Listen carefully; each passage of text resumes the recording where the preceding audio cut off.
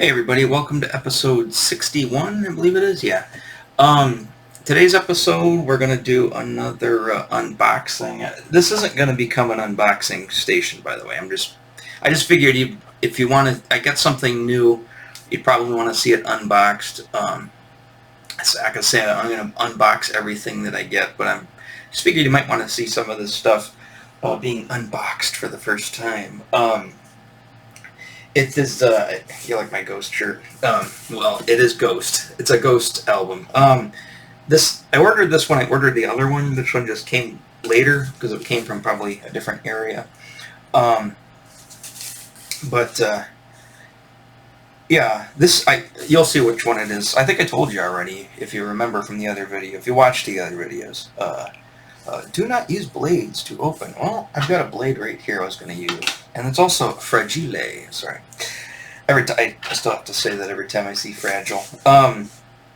Anyways, let's bust it open, take a look at it, see what we got, and then we'll talk about it. How about that?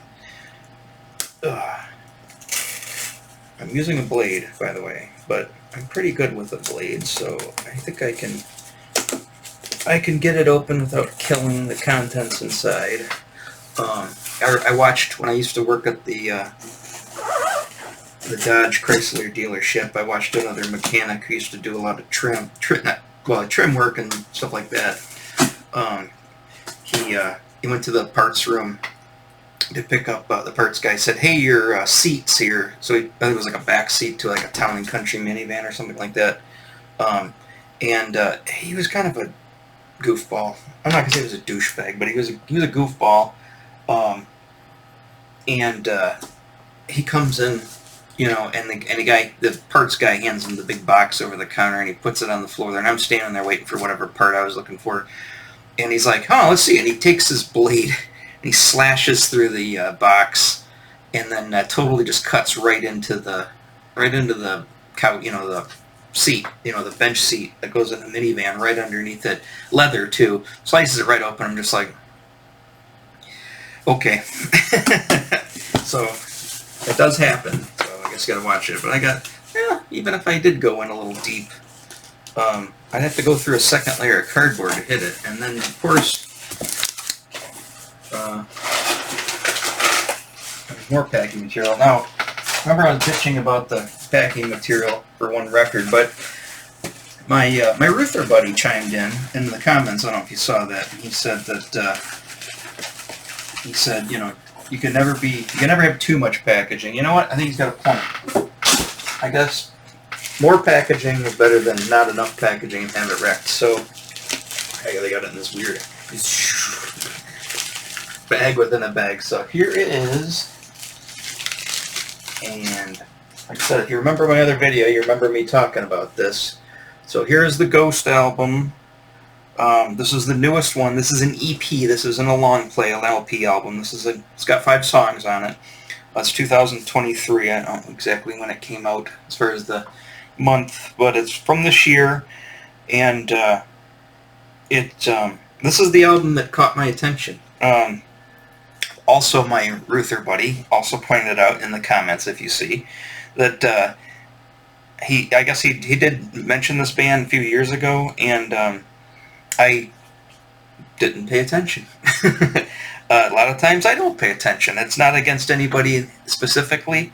It's just that sometimes I'm just off in my own world, or I'm so adamant about trying anything new and stubborn and just, I guess just so full of myself that if somebody's mentioned something, I just, and I totally goes one ear and right out the other. So, I'm officially apologizing to my buddy, because he was absolutely right on the money. If I would have listened to him, I would have gotten to him a little earlier. It almost seems like there is some premature ring wear on this. It's on the plastic. I don't know if it's soaked through, if it's on the sleeve itself inside. We'll find out when we open it up. But yeah, I find that kind of weird. So it took my own, discovering, even though everybody's pointing at it, and I have to sit there and go, "Oh, I just discovered that myself." Um, and like I said, we were at FYE a few weeks ago with my son, or me and my son were there, and this was sitting on the shelf.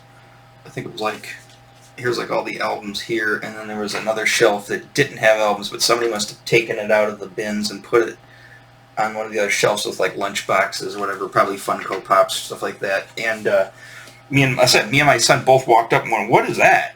Because it was a very striking cover, and I think out of all the covers, this is being the cover of the second album. I still got it up there. Just change that out when I listen to this.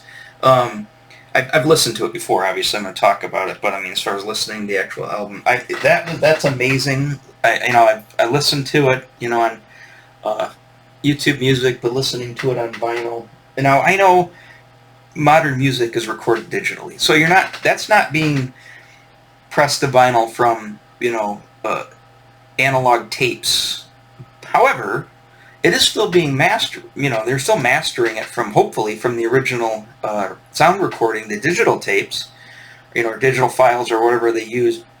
A lot of times, like DAT, digital audio tape. I don't know if they still use DAT. DAT was a thing like in the late '90s. I remember seeing it used to be. I was going to get an Alesis DAT recorder at one point. It wasn't a track recorder, but you could hook a mixer up to it and power the track recorder or power the recorder. They're like little DAT tapes. I'm not, I don't know if that's what they use nowadays. I assume not if they're transferring the files to like Pro Tools and other software like that. But I don't know about this. I'm assuming it was recorded digitally. Maybe Tobias, that guy he's the main guy. Maybe he seems to be all about vintage stuff. Maybe he records it on analog tape. I don't know. I'd have to check that out. But however, like I said, you get an album on vinyl that's made after 1989, 90-ish. That's kind of when they started to switch over to digital. So, anything new is coming from a digital file anyways. However, that said, hopefully it's not just a WAV file or an MP3 that they're pressing onto vinyl. Hopefully it's they're mixing, the mixing what they're pressing off of the actual digital, the mix itself, the digital mix, so they can make sure everything's just set right. But I don't know if that's the case. But like I said, listening to the stuff on vinyl it sounds a lot better. I use same headphones. I listen to it through my computer. From the audio on there, it sounds okay. I mean, it sounds like computer audio. Through the headphones, it sounds great. And then you throw it over onto that machine and like I said, that's pretty much beginner equipment. You got an Audio-Technica LP70, and you've got the Yamaha 202. And the nice thing about that setup too is this is a very medium, I would say mid-range band. There are not a lot of lows, even though as I started to learn some of the music on my bass, I found out that almost everything is down-tuned to a low D. All four strings on the bass, and I'm assuming the guitar as well, are all tuned down to down a whole step. So the D string or the E string becomes a D, the A string becomes a G, and the D string becomes a C, and the G string becomes an F. So everything's tuned down. So my bass currently right now is all tuned down to that, because I'm still trying to perfect Square Hammer, which I think is still my favorite song. As that buddy also pointed out, and he hit me with a ton of messages on this one, but he said that Square Hammer is a good gateway to Ghost, and I agree. I mean, I think it's a great gateway song to Ghost. So I'm working on that right now. I've got pretty much all of it. There's just the bass player the bass player matches the guitar player on like the fourth measure after in the intro, where you do do do do do do do do do, and he matches it with that riff. You gotta have to slide way up to like the I guess the 14th on the. You're playing the notes. They're escaping me at the top of my head, but you're sliding up to the 14th, and then you play the little riff that's in that scale, and then you go back down The guitars do it all the way through. They're all constantly doing that up until the verse starts, but the bass player just does it to that point. And then the guitars match the bass, and they all do it on just the fourth measure during the verse. I think there's four at the four verses in that. I can say it without the stuff in front of me. I'm just going off memory. But anyways, back to this album. So yeah, so this is I gotta say, but also what I was going to say was that out of all the albums, this is the best album cover by far. I mean, it's an all chrome. It's a 3D model. Apparently, I watched a video on how it was created. It's a 3D model that they created, and then they painted it up. You know, they kind of weathered it and put all this. It's not. I mean, it's computer generated, meaning they probably made it as like a ZBrush file and then printed it out with 3D printers.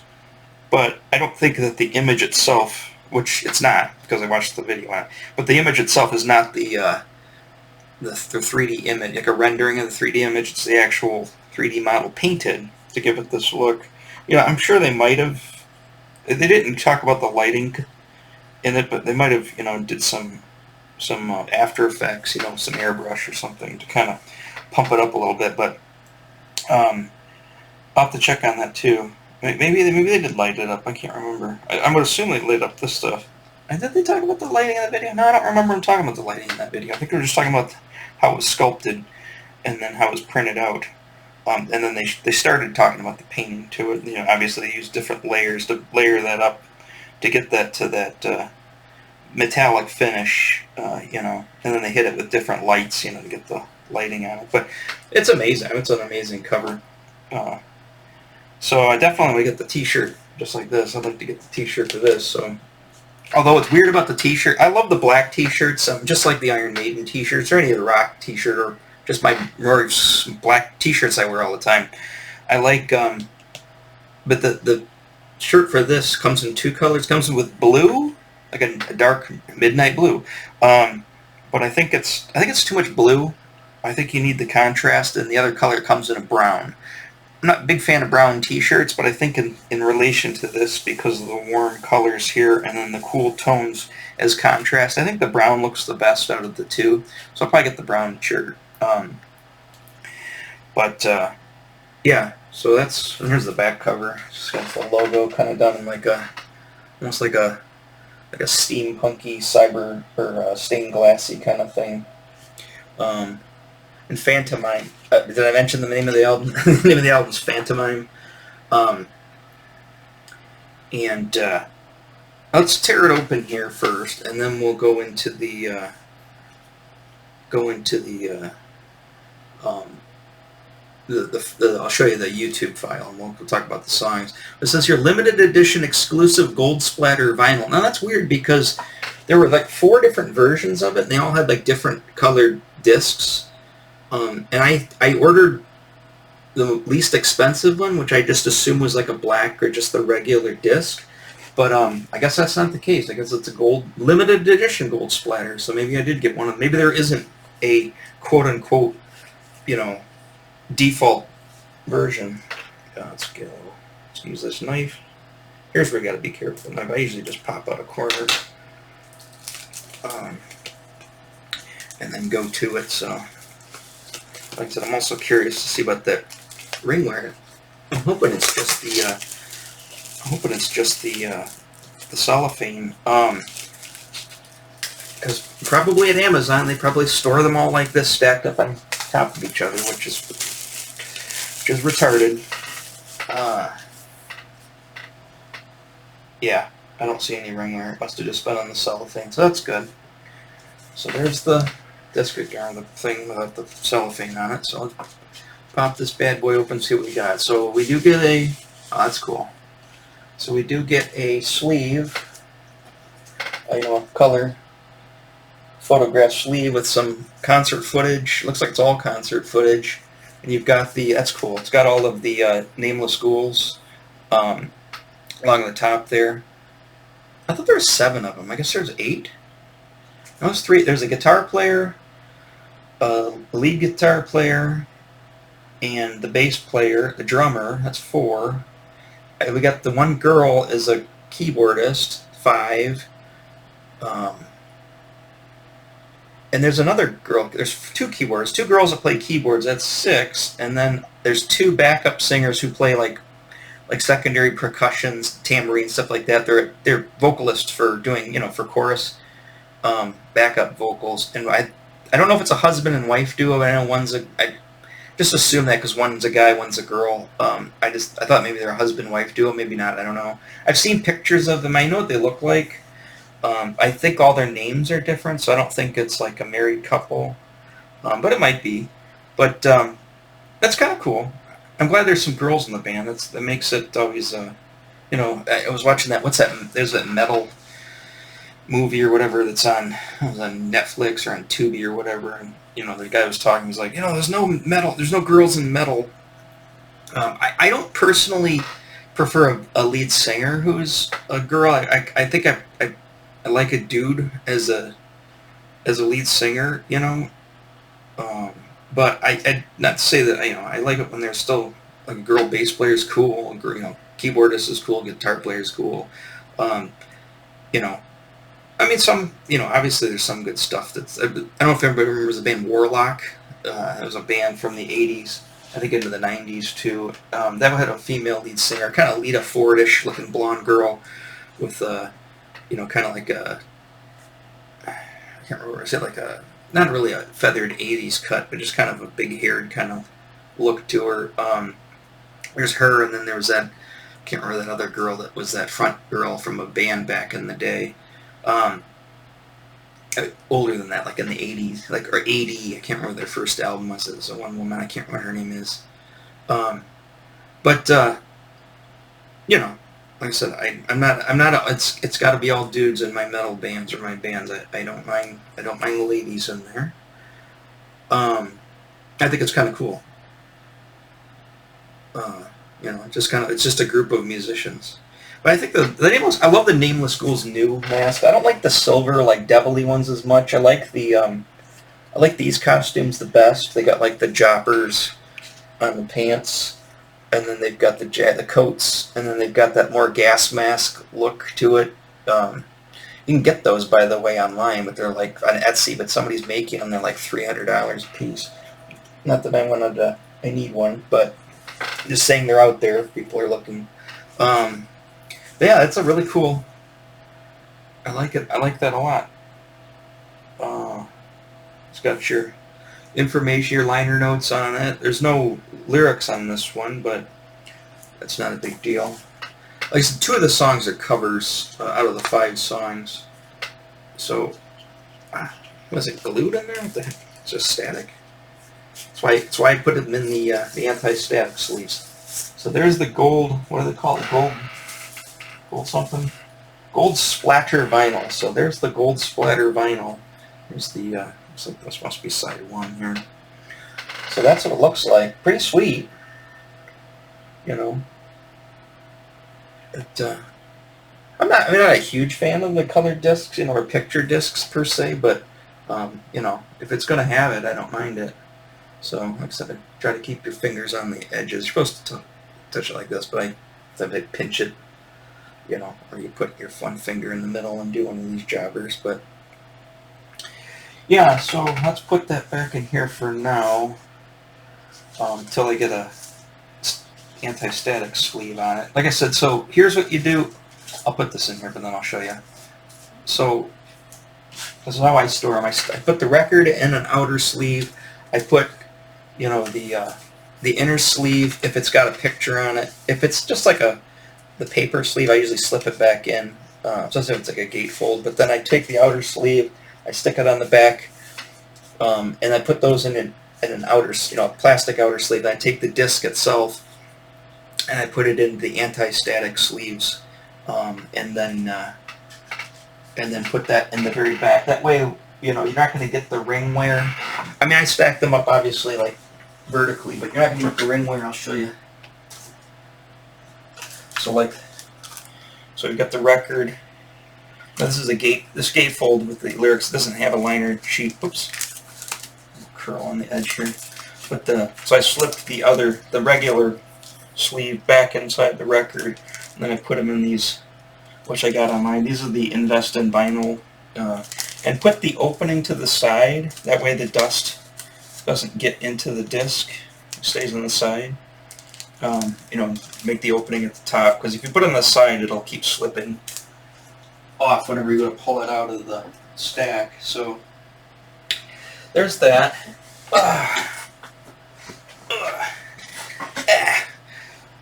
So yeah. So back to that album. Let's pull the sleeve up.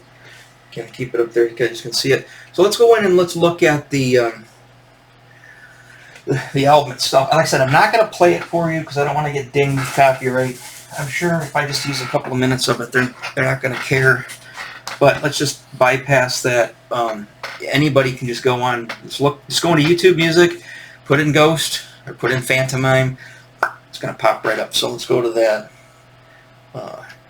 It's here. So there's the album art there. Again, 5 songs on this one. See No Evil, it's okay. It's not the best song on the album. Jesus Knows Me it's their single, one of their singles off of it. And they've got a music video to it. If you play this, it'll play the music video. It's pretty funny. Basically, it talks about like the hypocrisy of like evangelism and that type of stuff. And it kind of paints that in that kind of picture. So it's kind of funny video. There's some funny scenes in it. Song's pretty good. It's not. I mean, I like. As far as a single goes, I don't know if I would have picked that off here as the single, but I guess they wanted to pick. They picked 2 singles. They picked that one, and then they picked track 4, Phantom of the Opera, which is of course the Maiden cover. I don't know. I guess out of the 3, I mean, I guess I wouldn't pick both of the covers as the singles, but yeah. So Hanging Around is kind of like Scene of. It's okay. It's not my favorite song on the album, but it's decent. Phantom of the Opera, of course, is great. Now the thing is, the Phantom of the Opera is, as you'll see here, I'll just kind of pull it up. It's a Maiden song off Maiden's very first album. And I didn't mind Paul Diatto or whatever his name is, Diano. I'm not a huge fan of him. I like the Dickinson Iron Maiden, so for me it's, Number of the Beast, on up until Dickinson left, and then when he comes back, so the newer stuff, which I don't like as much either, but anyways, like the Senjutsu album, it just came out. That's pretty good. I'll probably get that on vinyl. That's actually pretty decent. I like that. Yeah, so Phantom of the Opera is track 4 on the album, on this album here. And it's a good song. I mean, it's great. My son's already, got the song down, just crazy. Dad, you got to learn the bass. I will. Not as fast as I gotta learn one song at a time, or a couple of different songs. But that one's got a lot of dung da da da dung da da da dung da da da dung. And I'm using a pick now, which you can still do it in it, but I just got to get used to that. Da da da da da da da da da da da da. That's kind of fast for me. So. It's not a fast Iron Maiden song per se, but it gets going pretty good, and it's really long. There's a lot of parts to learn, so, what is it, 7 minutes? Yeah. I think Ghost does, the full 9 yards there. I mean, they pretty much drag it out just like this. That's a long song. Like, if it's 7 minutes and it's got a bunch of key changes, a bunch of, time signature changes, it's like, in different tempos and stuff, that gets tricky. You got to learn that in parts, You got to learn that in parts, so I can't just learn it like he does. He just looks it up on Songster, away he goes. He's already playing. I mean, he can literally look at it, start playing the solo right off the bat. And it's just like, how does he do that? I said, I'm just having trouble in the square hammer, that one part, that, the do do do do do do do do. I'm having a little bit of trouble. It's not that I'm having trouble. I just don't know. You should use your pinky on that one, but it's up in the higher frets, which are thinner, so I can technically just use my first 3. That's wrong, but that's the way it's easier for me. It's not easier for me to play it per se, because I can play with my pinky just fine. Just going from I think that last note he plays the 5th fret on the, well, which is A string, but now it's the C, or the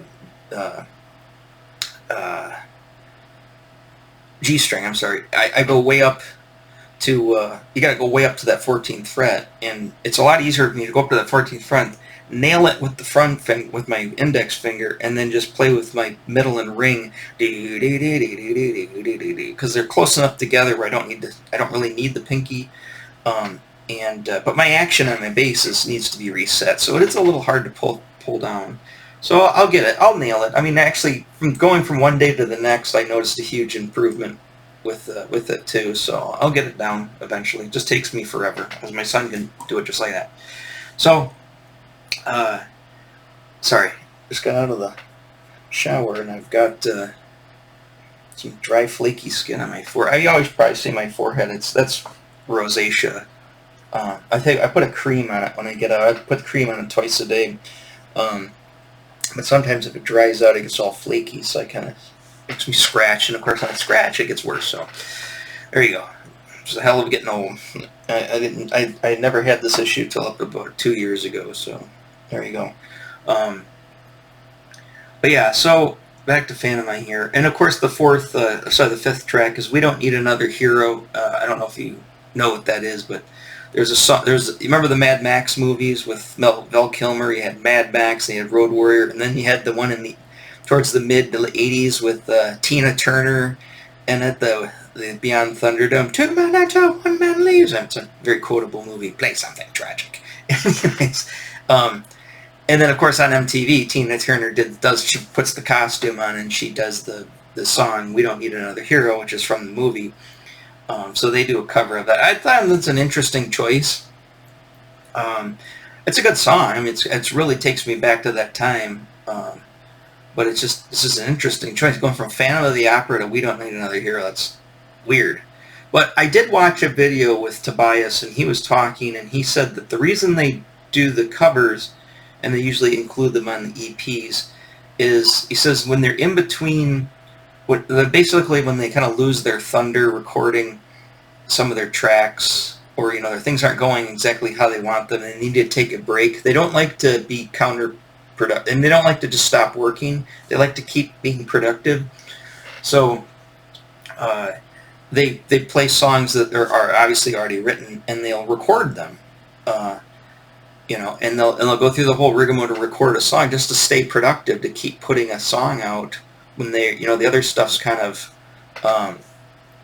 they don't, they're kind of stalling on the other songs, which is kind of a cool idea. I do that myself with my art. I mean, if I'm using a program and I have to wait for something to load or something to, I get to a point where I'm just going to sit here and twiddle my thumbs until I can get back to work on the thing. I do the same thing. I try to be productive. I'll make a thumbnail for these videos, or I'll go and I'll move files, over into my various external hard drives to kind of just to kind of archive stuff. I'll move stuff. I'll answer emails. I'll go in. I'll chat with people on Discord. I'll do something to stay productive for my business. While I'm waiting for something to quit fucking the dog. So I think it's a good strategy what they do. So, and of course then they throw those recordings on an EP. You don't have to come up with 3 original songs. Do a couple of those and then throw it on an EP. So that off year when they're on, because they're touring right now, so they're not in the studio to make another album. The last album came out in 2022. Now they're promoting it with a tour. They can throw I think basically this is probably the stuff that didn't make it to that album, or it could be new material that they're going to put on the next album, possibly. I'm just speculating here. I kind of listened to what he was saying and stuff. He didn't go into a lot of detail about that particular. He said that they are working, they're trying to piece together, while they're on tour, they're trying to piece together the what's going to be the 6th album. So that's kind of cool. So I don't know. I think the EPs are neat. Just put something out in the off year. You still got an album out there. still generating revenue. It's still creating buzz. People get a little something new, even if it's not a full album, And then, hey, then they come around in 2024 and hit us with the 6th album. Maybe they'll go on tour again. Maybe in 2025. That's probably when I'll see them. My other buddy who went to the concert, who went with my other buddy, he said that they had come to the Dow Event Center in Saginaw here, just near me. They did that last year, I think, when they began the tour. And so I didn't know about them, unless I would have followed my friend's advice. I didn't know about them then, so I didn't think to look. So I missed that concert as well. So my son and I probably won't be seeing them live, most likely until 2025. But what is cool, though, I found. I'll flip this over real quick. I'm also not going to play it, but I'm just going to show it to you. And again, I'm just pointing in the direction. Just look it up online. They both went, my buddies went to go see them at Pine Knob, as it's called. I thought it was still DTE Music Center, and I hate that name. I still always call it Pine Knob or Pine Knob, just to be a smartass. But it's in Clarkston, Michigan. It's just north of, Auburn Hills there, just past the Great Lakes Crossing on Sashabaw Road. There's a Pine Knob ski hill there, too. That's always been the place to go for concerts, an outdoor venue. They have lawn seats. They have, they have a pavilion with pavilion seating. I've seen everybody there. Not everybody. I've seen a lot of people there. Back in the day when I was living, I was still around. I wasn't, moving around so much. I would be going with those guys, or going with my one friend to the other guy to see concerts there. I've seen, my ex-girlfriend went way back in the day. Her dad had company seats that were like, I don't know, like 7th row or something from the front, pretty close seats, and he'd give us the tickets to whatever concert as long as nobody else wanted to go. He wanted to use it like in this business. He'd just give them to us, and I've seen Iron Maiden there. I've seen Blue Oyster Cult there. I've seen who else have I seen there? I've seen Cheap Trick there. I've seen a lot of bands I didn't care to see, like Limp Bizkit and stuff like that, or Kid Rock, and actually Kid Rock we saw at the Palace, but there are a bunch of bands that we've seen there. I've seen when the Police came back, and Sting was with them. I actually think that was my very last. That was like 2007 or 2008. That was my last concert ever there that I can remember. I don't think I've seen a concert there since then. And it was the Police reunion with Sting and the original Police. It was like, just a one-time thing. They went out and did that, and I was there and I saw that concert. So anyways, I found the concert. Somebody is obviously using their phone or whatever and recorded some. It's not the entire concert. It's bits and pieces. I think I've got most of it saved. But yeah, so it says here, Ghost Square Hammer at Pine Knob, Clarkston, Michigan, August 14th, 2023, which is when they went, just passed recently. So that's pretty cool. So, even though I didn't get to go, I could at least watch what they saw at the concert. It's pretty neat. It's not, it's pretty good. They got a pretty nice, probably an iPhone or whatever. It's got a pretty nice camera on it. Some of the other tracks don't have as good a footage, but, this one's pretty decent. There's actually another one of the other songs. They're on the other side of the pavilion there, and they're a little closer, and they've got really good HD on their camera, so they got a really good version of that. But, yeah, it's pretty cool. I like the stage setup. Drum set looks really cool. Can't see with all the lights on it right there right now, but the drum, I'm not going to play it, but I'm just going to flip through it a little bit here. A little slideshow. I really like when it's that one part, the hard part in the song, right? I like when the guitar player, the rhythm guitar player, the lead guitar player, and they come together with the bass player, and they play that, they just jam out those few lines right before the verse starts. I always thought that's really cool. And then they do, yeah, they're jamming out that section there. That's pretty cool. They do run around a lot on stage. Well, I guess we got wirelesses. Iron Maiden does the same thing. Bruce Dickinson's all over the place.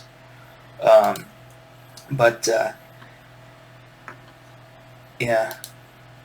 So there's Papa Emeritus, or whatever his name is, number 4, or I can't remember what incarnation he's on.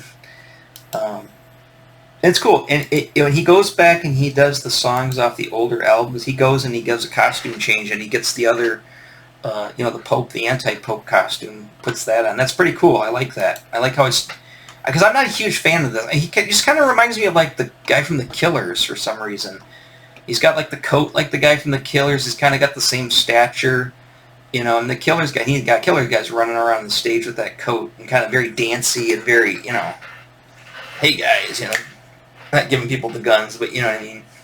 He has that stage presence. He seems very much like the Killers in that, and I gotta say the music too sounds like a harder, heavier version of the Killers.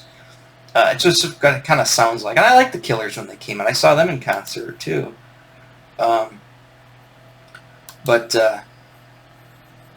yeah, I think visually the anti-Pope character looks cooler. But I do like the new, what do you call it? Nameless Ghouls. I like this mask costume better than the other one. The robe one is kind of cool. They had from the second album, that one over there. From that one Crazy video, but I think I like these the best. These costumes the best. That drum set, it's like all gold. Yeah, it's not gold, but I mean, it's got silver. Cymbals are up brass, so it's got like a gold, metallic paint job on it, which kind of looks cool. It's got those kind of cool rack units with the tamas. I've always liked tama drums.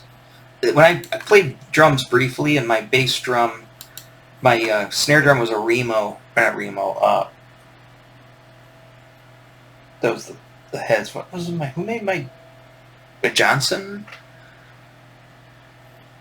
It was it was like it was like a company that made like vintage stuff, but it wasn't really a vintage snare drum. But I got the snare drum cheap, and I guess it was supposed to be like a really good snare drum. I got it used, so I got that. But I had a Tama, Tama toms and Tama bass drum, but the snare drum was a separate. It wasn't a Tama snare drum. So I like the Tamas. Neil Peart used to exclusively played the Tamas until he went to DW in Ludwig. So I think Tama drums are pretty cool. It's a great looking set. And it's cool looking. I mean, it like I said, I briefly was into playing the drums because of Neil Peart and stuff like that. So I still have a kind of a soft spot for drum sets. So when I see that, I'm like, ooh, I like that a lot.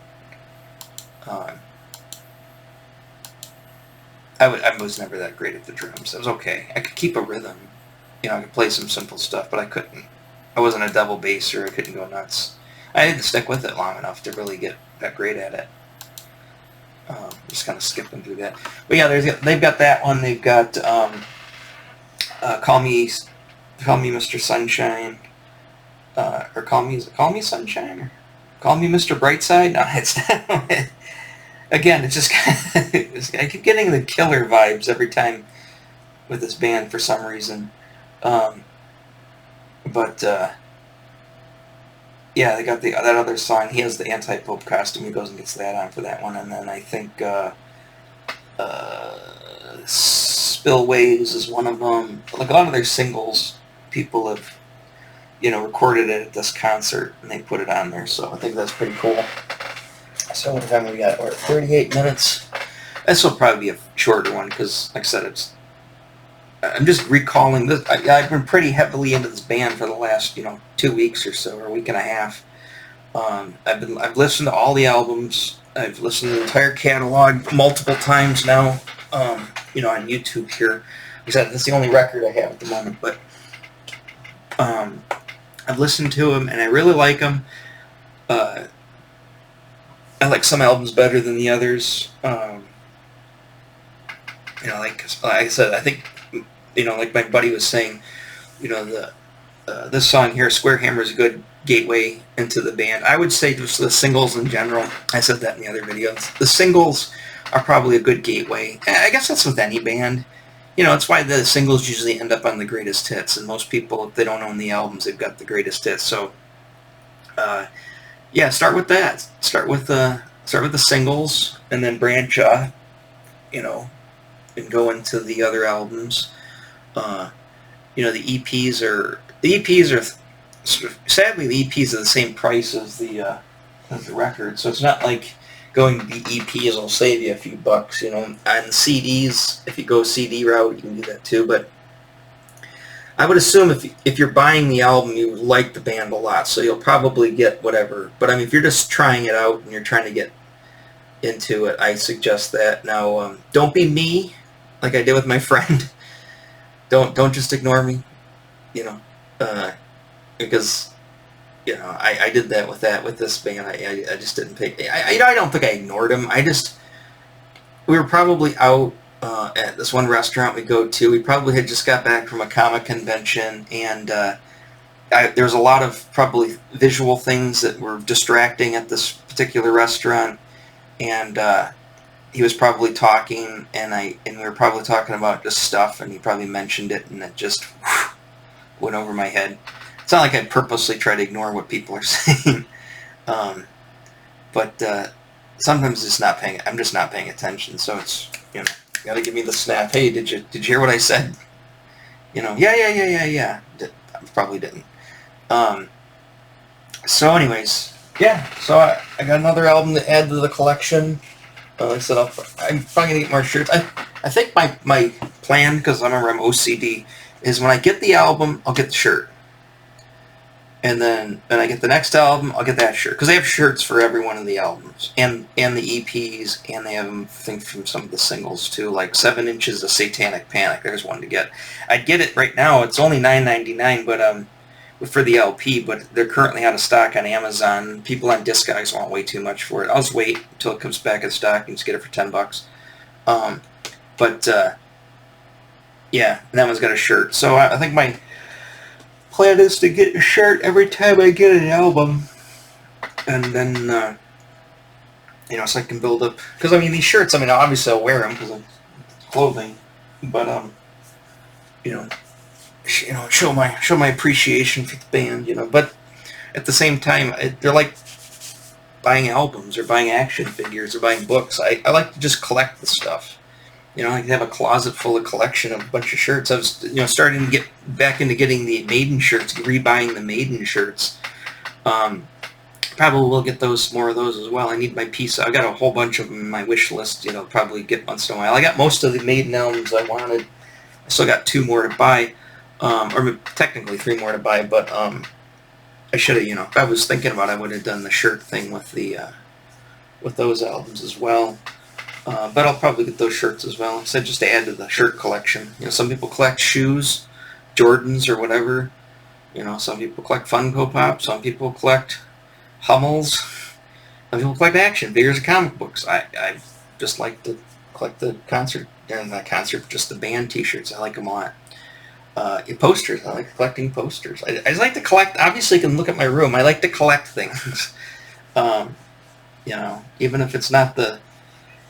It doesn't. It's counterproductive to my bank account. Yeah. So I hope everybody will like the video yesterday. With I said it's the first time I tried doing like an unboxing, putting together with Snake Mountain. I probably didn't do the best job at it. If I had multiple cameras and pulled back a little bit, could have probably seen things better. But the thing is, it's so big and unruly too. It's kind of hard to, so the space I got here to fit it into a camera, but really enjoying the Snake Mountain. My son will be here tomorrow. He's got the day off because of the holiday this weekend from school, so he'll see it. And I don't know what he'll say about that. Like I said, he's kind of gotten out of it, even though I kind of pushed him into it. Now he's got his collection. Now watch, he said, "Well, I want a Snake Mountain too," because he's got a gray skull. So it's like, oh, okay. He wants a lot of things. He said he wants all guitar pedals for Christmas, so. Maybe I won't get all guitar pedals. Maybe I'll get him a couple of pedals that he likes. I still think he should try some of the other distortions out. He's got that Metal Zone, but I think you should get like an Ibanez Tube Screamer. If I can get like a used version of that, or maybe even a clone. Try to find a clone on that one. That's a nice possibility. Something like along those lines. He does need a noise reducer. because he's starting to get enough pedals to where he's getting plenty of noise. But yeah, we'll figure out something for that. But all right, tomorrow. I think I said that yesterday that the video is going to post on Monday. Actually, it's going to post Friday. Yeah, Friday. This Friday coming up. Of course, you don't know that because you'll see this afterwards. Again, this is weird talking about that, but so I don't know what I'm going to do. I think I might do that Tamiya radio control car video tomorrow, possibly. The thing is, my son's going to be here, and he doesn't let me get things done sometimes. He wants all my attention, so. And he's going to be here for the whole weekend, so maybe I'll try to get that done. But if not, I'll go back to recording on Monday once he goes back to school, and I go back to work myself. And like I said, I like to record in the evening when I'm done with my work because it's just relaxing. You know, it gives me something to look. Gives me, you know, I just got, you know, I got to keep working, And once I get done working, I've got something to kind of look forward to kind of relax.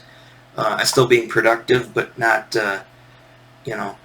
Not doing that. I guess I don't really.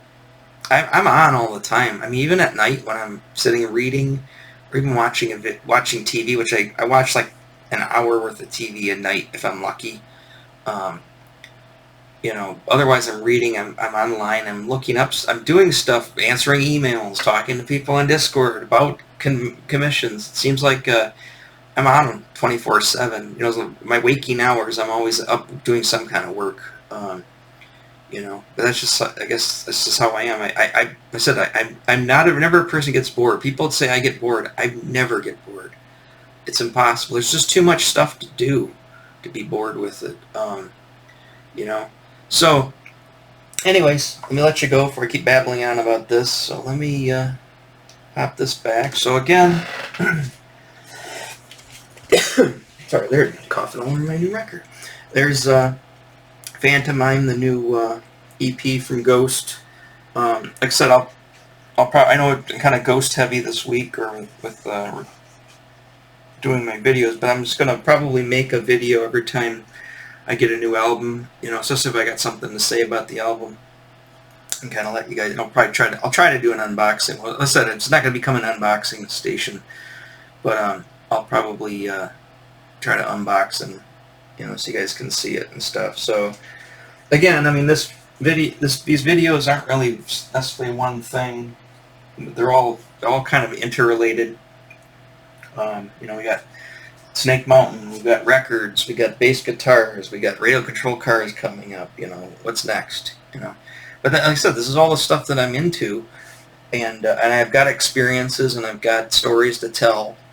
You know, and a lot, you know.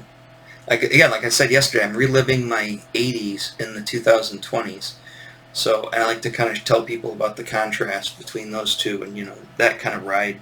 So it would be nice if I could make videos back in the 80s and talked about all that stuff along the way, but obviously that never happened, couldn't have happened. Well, I guess technically it could have, but, you know, we didn't have a video camera, and I was young, so it didn't happen. But anyways, so let me let you go, and I will talk to you guys on the next video. Alright, take care, bye-bye. Oh, subscribe. Remember, subscribe. Hail Satan.